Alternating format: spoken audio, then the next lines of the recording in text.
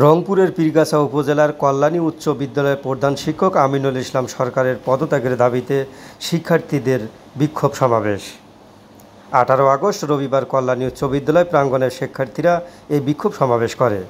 তারা প্রধান শিক্ষক আমিনুল ইসলাম সরকারের পদত্যাগের দাবিতে বিক্ষোভ করে। আন্দোলনরত শিক্ষার্থী মেহেদি হাসান আবদুল্লাহ, রিফাত আলমগীর, জিহাদ, মামুন, নাজমুল সহ অনেকে বলেন, দফা 1 দাবি 1, প্রধান শিক্ষকের পদত্যাগ। তিনি দুর্নীতিবাজ, তাকে পদত্যাগ করতে হবে। তিনি পদত্যাগ না করা পর্যন্ত আমাদের আন্দোলন চলবে। তাদের সাথে স্থানীয় জনগণ ও অভিভাবকও যোগ দেন।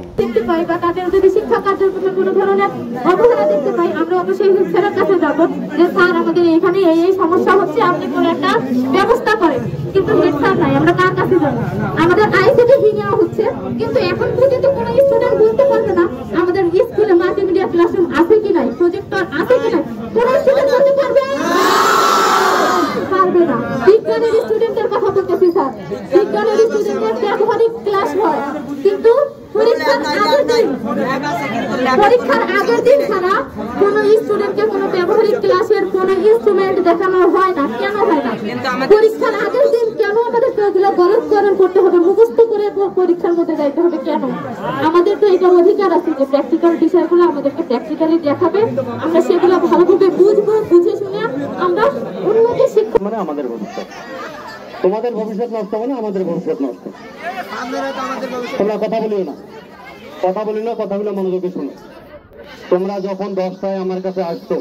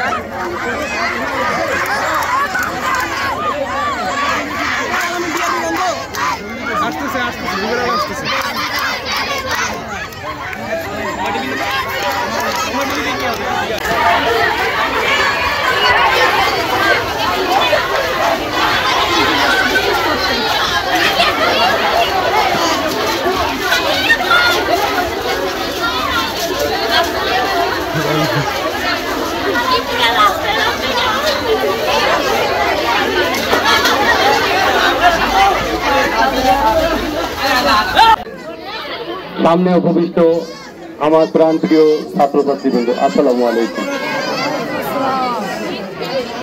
তোমরা সবাই আমাদের আমরা উপরে যারা দাঁড়ায় আছি, আমার চাচারা, ভাইয়েরা, আমরা শিক্ষকরা, তোমরা সবাই আমাদের স্নেহের এবং আমাদের ভবিষ্যৎ।